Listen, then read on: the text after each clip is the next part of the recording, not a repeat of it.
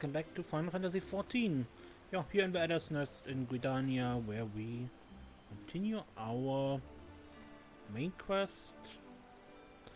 Desiree of the Science, you're aware there has been the most anticipated. The appearance of a primal has ever caused for alarm and unease. Though my men stand ready for any eventuality, I know of none more qualified than you to snuff out this threat. Indeed, I would have you do so without delay. The Elder Seedseer, however, would speak with you first. She's of the opinion that your diplomatic, rather than martial skills, may better serve our cause. I will leave further explanation to our learned leader. Pray make your way to Novika's altar. The conjurer in attendance will admit you to the lotus stand.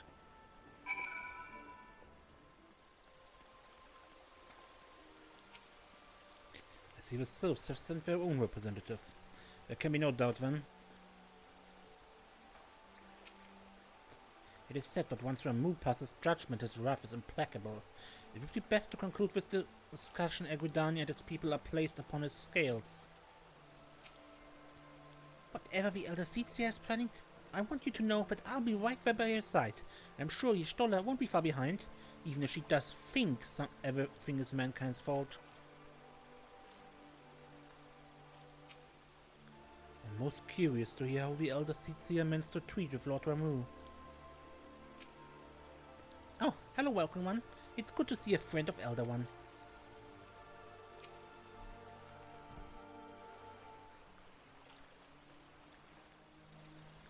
Scions of the Seventh Dawn, on behalf of the people of Gridania, I bid you welcome. Your presence is of great comfort to us all in these days of uncertainty. I summoned you here to share tidings of a most urgent nature. But a short while ago, the great elemental spoke, and his voice was clarion in its intensity. Ramuh is returned unto the forest. Scarce had his words ceased to echo in mine ears when we were visited by an emissary from Little Solace.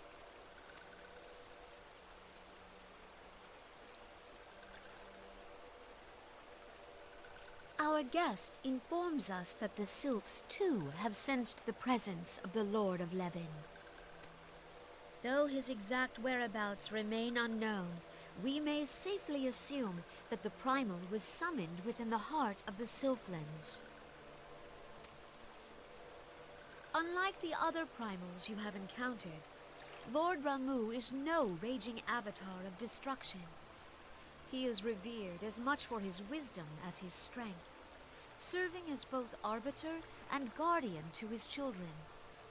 Given that we and the sylphs found a way to share the Twelveswood, it is my hope that this sagely immortal will be amenable to reason, and that conflict may be avoided.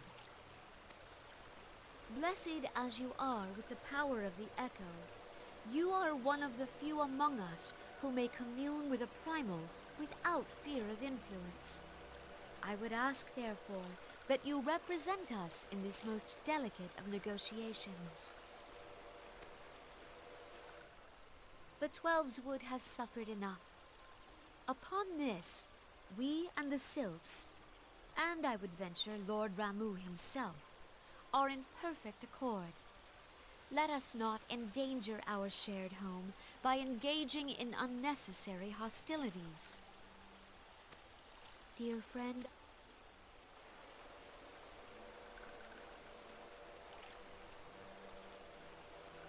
you have my thanks.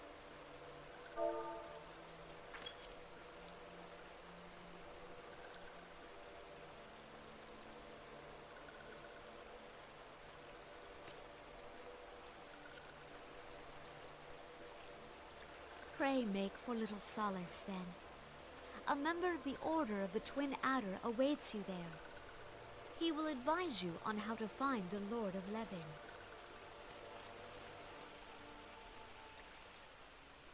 An ill wind blows through the forest. Yet, it is not only the Twelveswood that flinches at its coming. All the lands of Eorzea shiver in dread anticipation. Have care.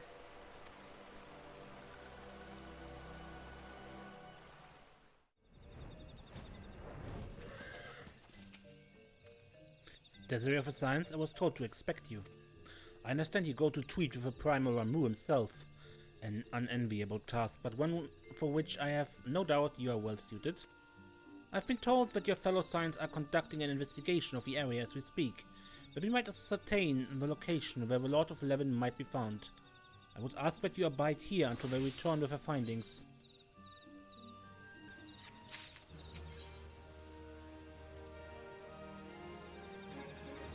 Levin an impression, huh?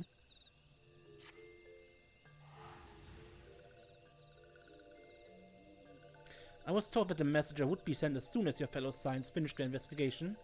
Do not imagine it will be much longer.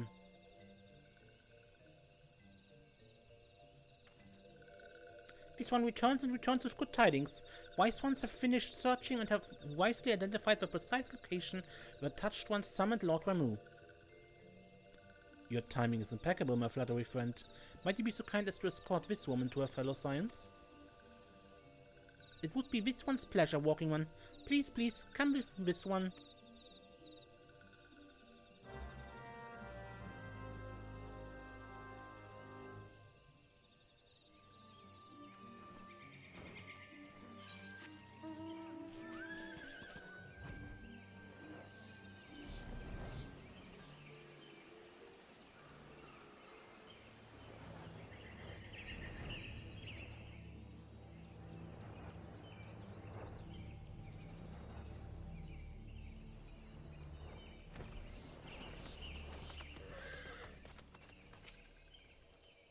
Wise ones have ventured deep, deep within sylphlands.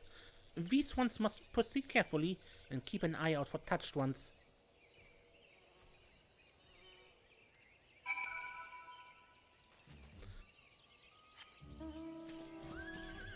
Ah, another quest that they have cancelled, huh?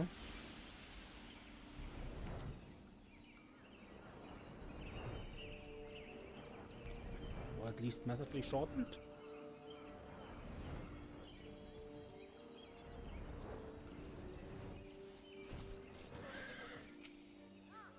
This one is most story, but this one can't go no further.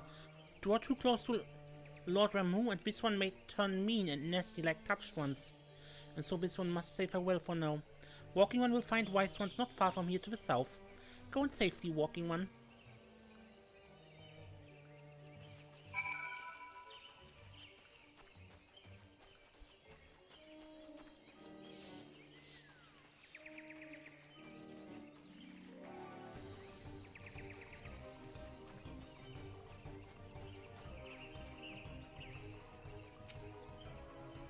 So, Thankful is Thankful, Papalimos, Mambalimo, Ishtola is Ishtola, and you are you, right?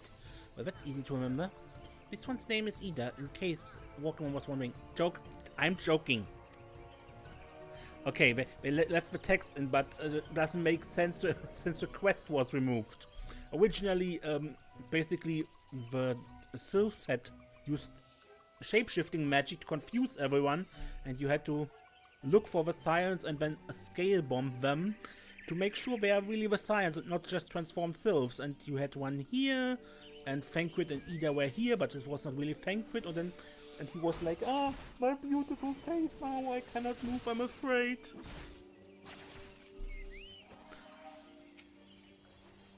Don't ask. Suffice it to say, we had something of a situation here. Ah, there you are. It is you, isn't it?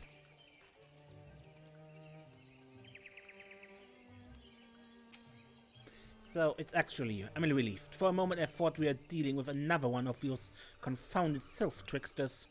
I swear, with them wreaking havoc with their skin-changing magics, it's a wonder I was able to finish taking my measurements. Yet this was quite the ordeal. You should have seen the look on Ida's face when one impersonating you suddenly showed up. That's quite enough, Papalimo. My apologies. It's not like me to ramble so. At any rate, as I was saying, I have finished measuring etheric activity in this area, and I'm pleased to say I have reached an indisputable conclusion. To wit, that Ramuh was called forth in the vicinity of a sylph's aetheryte. Come this way, the Lord of Levin awaits.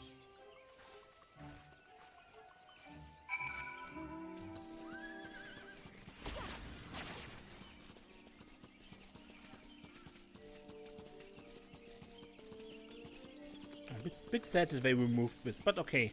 It was probably already so long.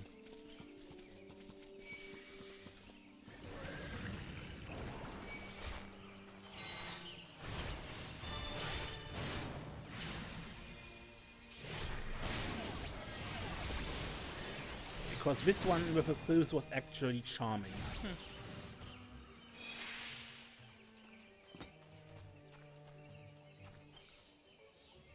Yes?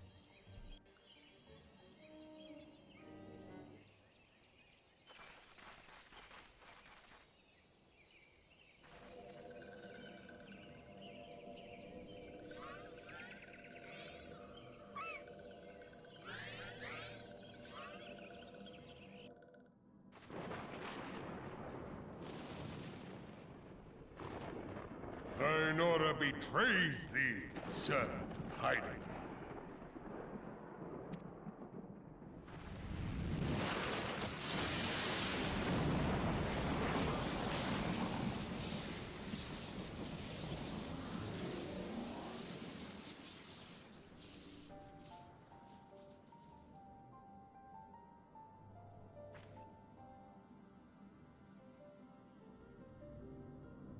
Thou art the bringer of light, bane of Ifrit, Titan, Garuda, and Leviathan.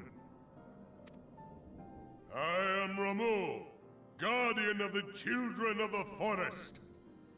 Thou tramplest upon sacred soil, bringer of light. By what right doth man intrude in this sanctuary of the sylphs? The Gridanians proffer peace? Their words are born of delusion, thine offer an insult. Thou speakest of harmony, yet carest naught for my children's desires. They did but wish to dwell beneath these boughs in solitude. Yet even that was too much to ask of man. Thus did they turn to me for succor. The sentence I pronounce upon thy kind is just. Gridanian or Garlean, it matters not. The good intent of one excuseth not the misdeeds of the other. No, it does not. But neither are those the same groups of people, and one should not be punished for the acts of the other. Thy conflicts have brought naught but anguish and misery unto the forest. All blame doth lie with the darkness that resideth in the breast of man. Whence sprung this calamitous seed? In the beginning no such duality existed. Were light and dark given form when man was born? It would explain much. Not least why strife and sorrow follow ever in thy wake. Thou canst not deny the urgings of thine own nature. Knowing that thy mere presence here portendeth tragedy, wilt thou persist in this pretense of peacemaking?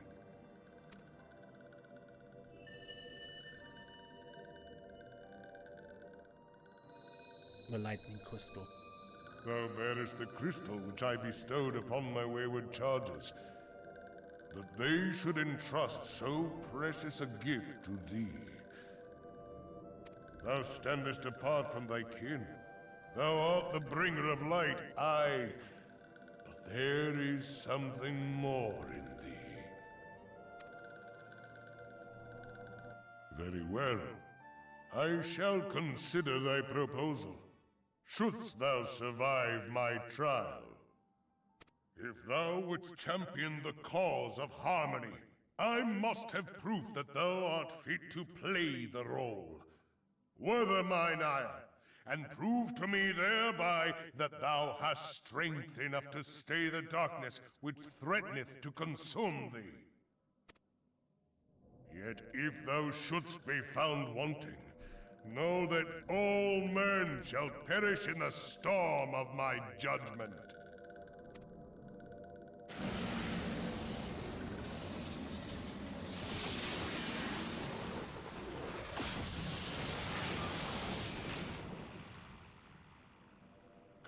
to me, bringer of light. I shall await thee on the field of battle.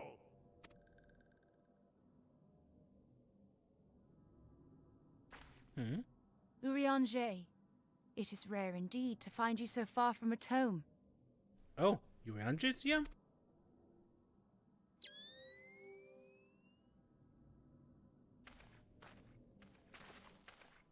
The Lord of Levin himself. Never till this day had I looked upon his visage, save in painted renderings made faint by time.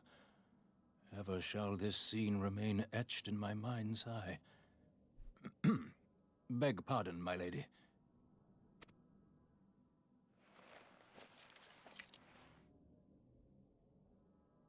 I must beg thine aid on a point of research.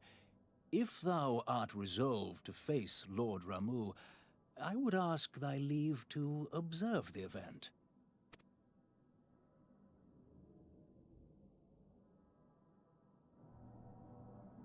All right.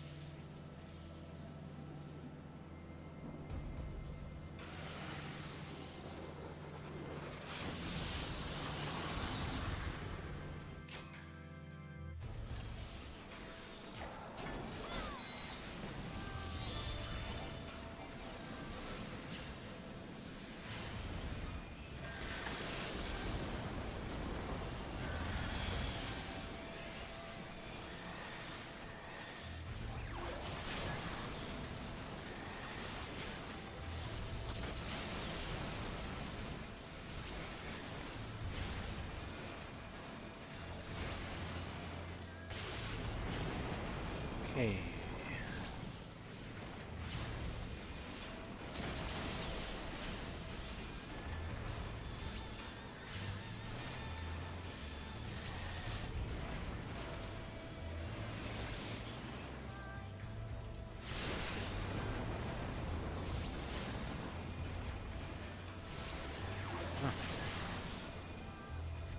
Don't sleep.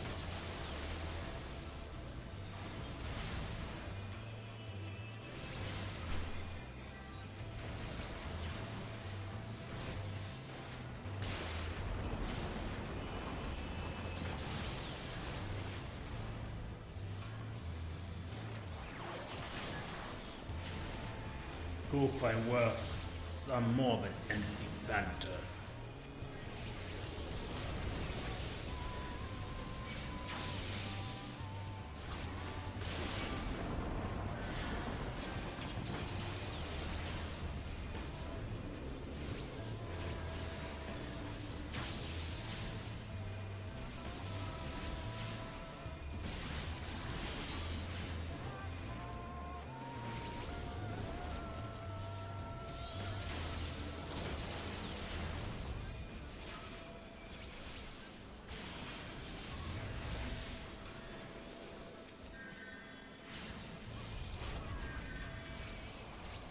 I pronounce my sentence.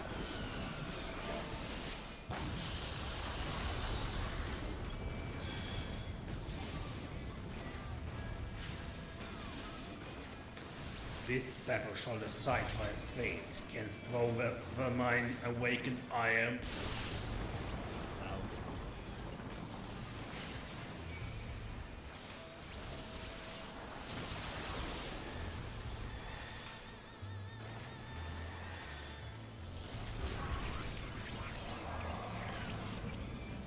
shocked or terrorized or...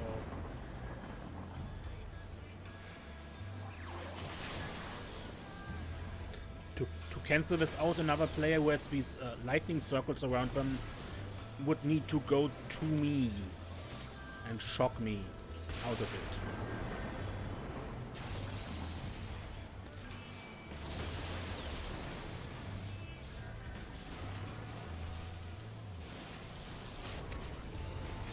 But it doesn't happen, so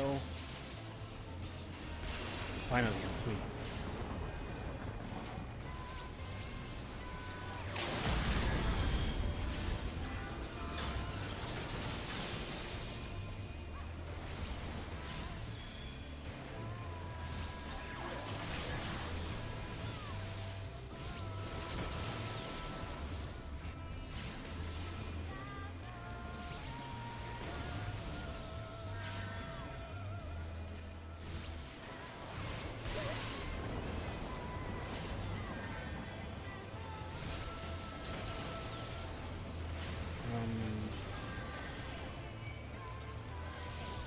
Anyone else? No. When you have a Tether, you need to collect 4 of these lightning orbs to get rid of it. But there were no more 4.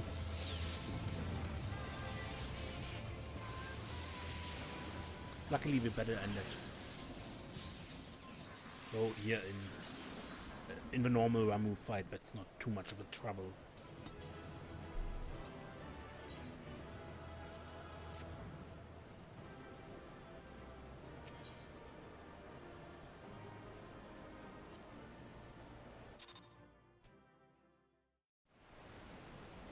I have taken thy measure, bringer of light.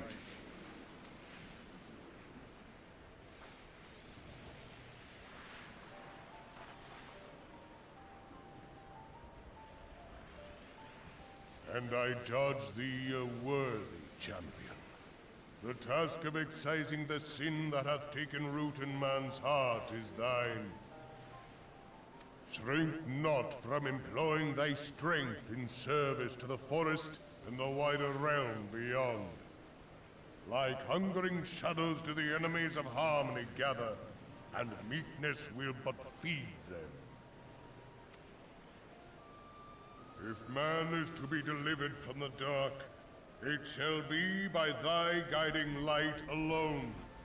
Stray not from the path, for if thou dost, thy people shall be truly lost.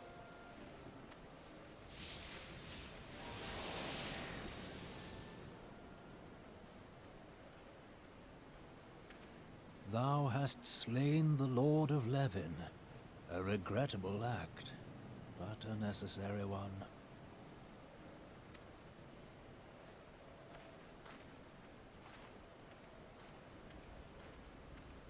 In witnessing thy struggle, a truth hath been revealed unto me. If I mistake not, it may yet prove a chink in the eternal armor of the Assyrians. But let us conclude our present business. I shall expound upon my findings at the Rising Stones anon. Okay. That sounds very interesting.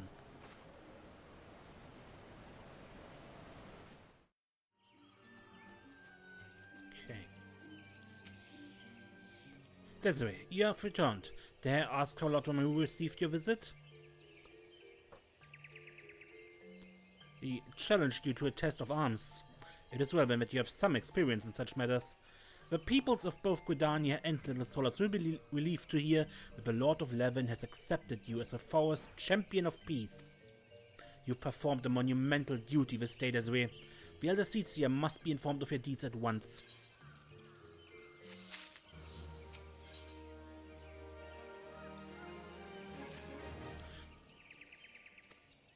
Pray return to Gridania and make directly for the Lotus Stand. The conjurers at Nofika's altar will be expecting you.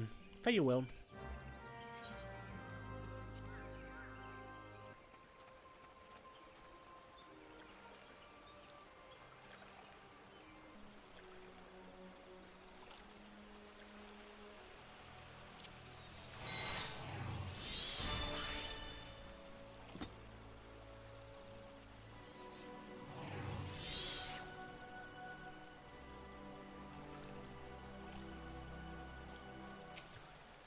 It would seem that either surprise of the situation held some merit after all.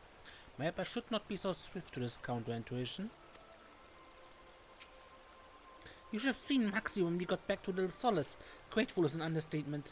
I thought he was going to shake Papalimo's hand off.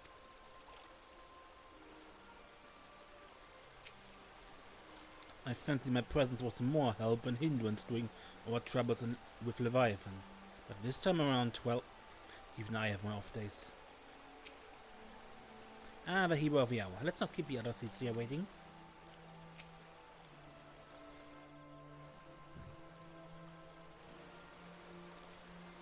You are returned to us, dear friend, and none the worse for bearing the heavy burden which I did press upon you. Most glad am I of this. I am informed that your efforts to negotiate a peace with Lord Ramuh ended in conflict. Pray tell me, what befell? A trial by combat to prove if I am worthy to be the champion of peace and harmony.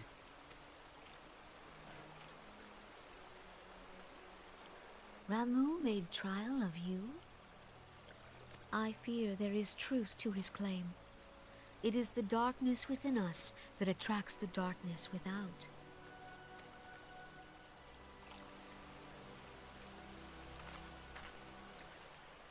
It cannot be denied that misfortune follows man. For evidence, one need only look to the conflict brewing in Cartano, or to the rising flood of refugees. Our shared struggle against the Empire should have served to seal our union. Yet the ties which bind the Alliance strain under the weight of gross self-interest. As the scars of the calamity begin to fade, so too does our sense of common purpose. Yet now is scarce the time to forget our shared responsibility. If this new-sprung realm is to survive beyond its infancy, it must needs be nurtured by all. Eorzea must be as one. Yet I fear that dream is still far off.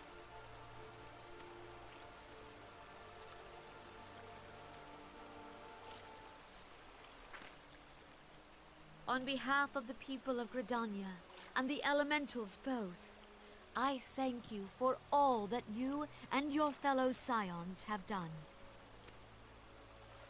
Full oft have I been compelled to look to you for aid of late, and offered all too little in return. As leader of this nation, I shall endeavor to prove a more worthy ally to your cause henceforth.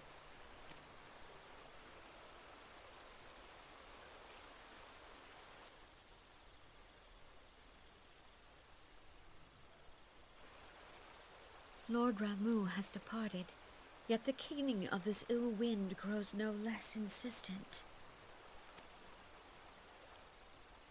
Voices of the forest, pray speak and I shall listen.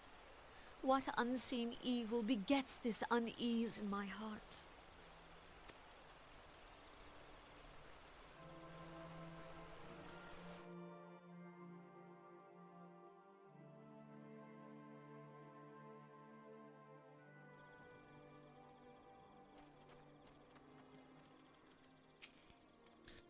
Thus ends another daunting mission, Desiree. I'd hoped Lord Ramuh could be persuaded with words alone, but nonetheless, I can only admire the adroitness with which you responded to the primal's sudden challenge. And it seems that Urianger too was pleased with the outcome. What say you, Desiree? Shall we gather back at the Rising Stones and ponder the lessons of the day? You should have seen... Same text, yeah?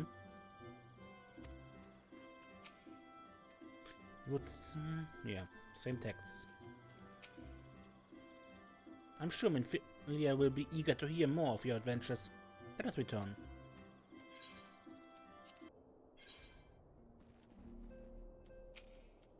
Welcome back, Desiree. What your momentous encounter with Lord Ramuh precedes you. Would fain share news of mine own, but Urianger's discovery must take precedence. Upon witnessing your defeat of the Lord of Levin, our learned companion was struck with a profound insight regarding the nature of the Ascian's immortality. Let us assemble and discuss his observations together.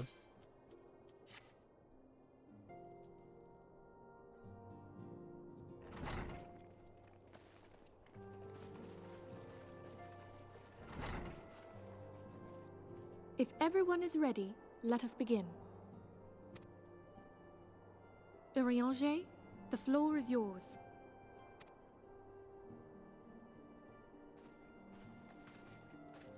As all here assembled now know, in its final hours as our Order's headquarters, the Waking Sands did play host to a most unexpected visitor. I speak of the Ascian clad in white, Elidibus.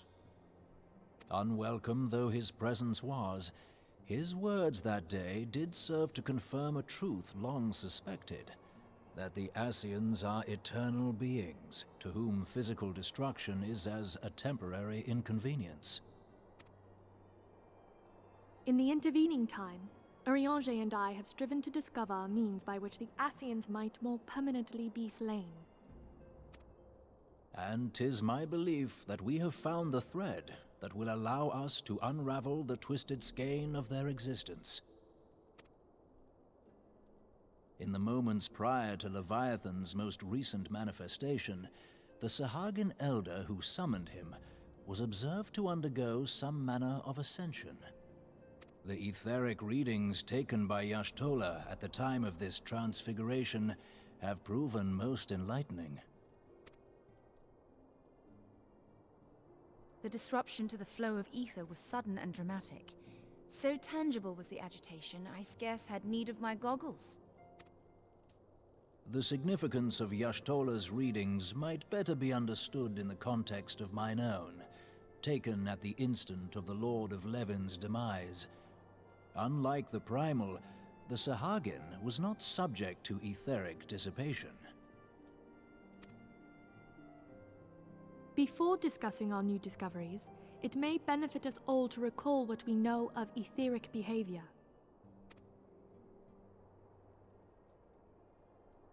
Okay, science lesson.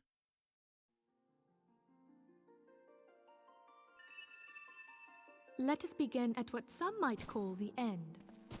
When we who dwell in the material realm die, our spirits dissolve into the flow of ether and are returned to the ethereal realm. In turn, the restless energy which suffuses that plane streams back into our world, giving rise to new life.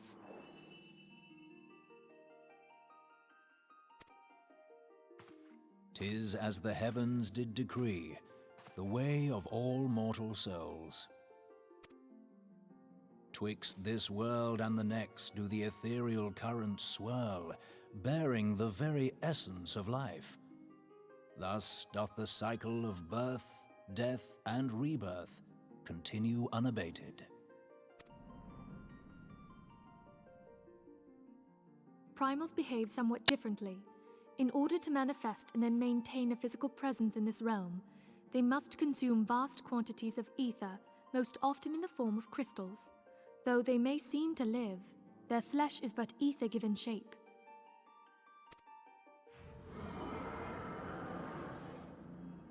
Thus, a defeated primal leaves behind no broken corpse.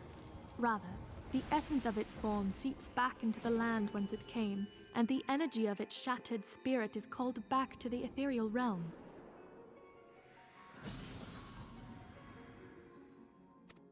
And there it waiteth, till next the prayers of the faithful do draw it forth from the sea of ether, to take their offering of crystals and make for itself a new body.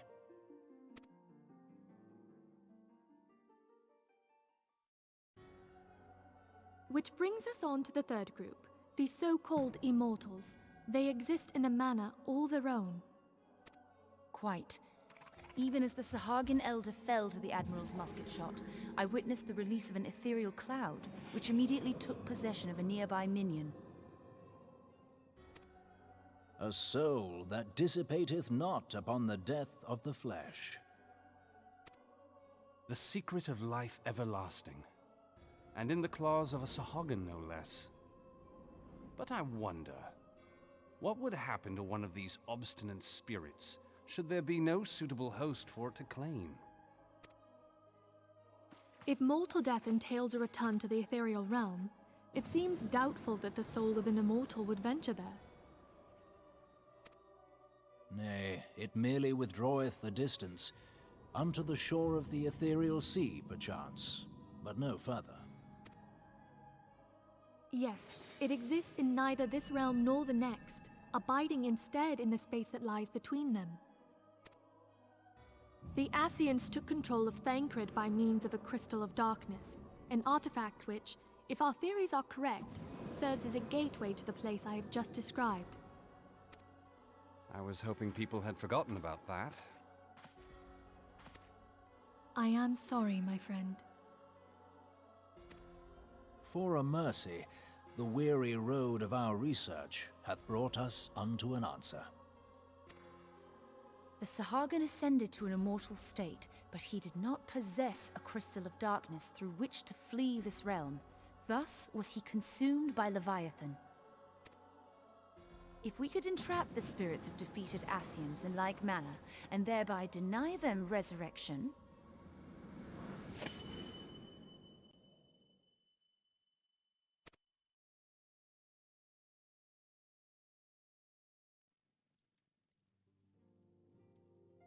Therein lieth the path to victory. Thou art most perceptive, my lady. Only when we have trapped the bodiless soul within an ethereal prison can we hope to defeat its unnatural constancy. Thus might even an eternal paragon be consigned to oblivion. Now we need to find a way to do that, right? These feats are, of course, far easier said than done. At present, we lack a viable means to entrap and extinguish an Ascian soul. Yet, I believe it to be possible. The pieces of the puzzle lie before us. We have but to put them together.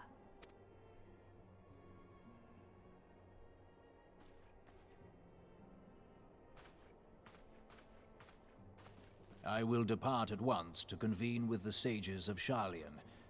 Together shall we divine the steps by which our goals may be achieved. I have the utmost faith in you, Archon.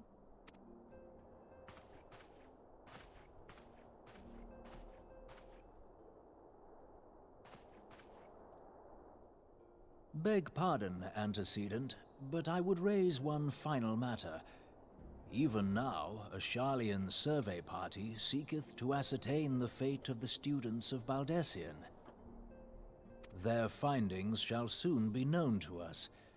Though you harbor feelings of dread, I bid you surrender not to sorrow, but abide instead in hopeful prayer. I shall, Archon. Thank you.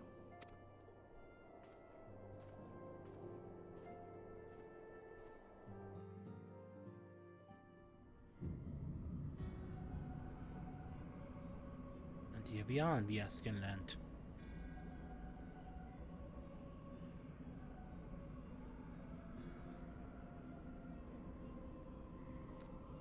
The Lord of Levin is returned to the Aether, as was Leviathan before him. Ramuh's acquiescence was most intriguing. Inferno, Vortex, Crag, Whirl, and Levin all have now been humbled by the bringer of light. The limitless potential of man, Hydaelyn's servant grows mightier by the day.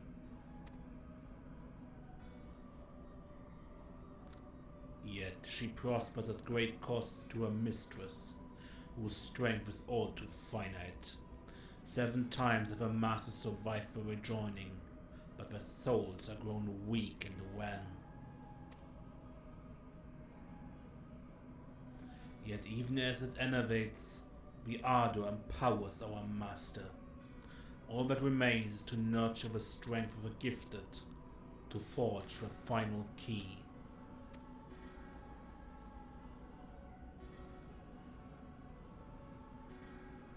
And that is the task to which we bend our every effort.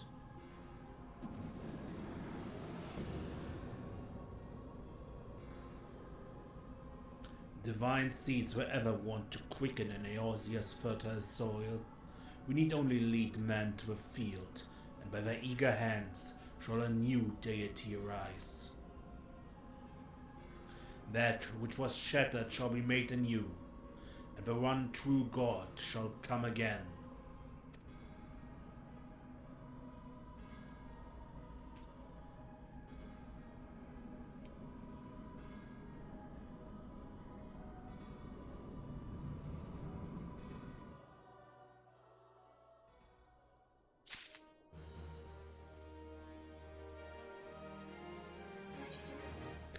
Okay, and with that I end this episode.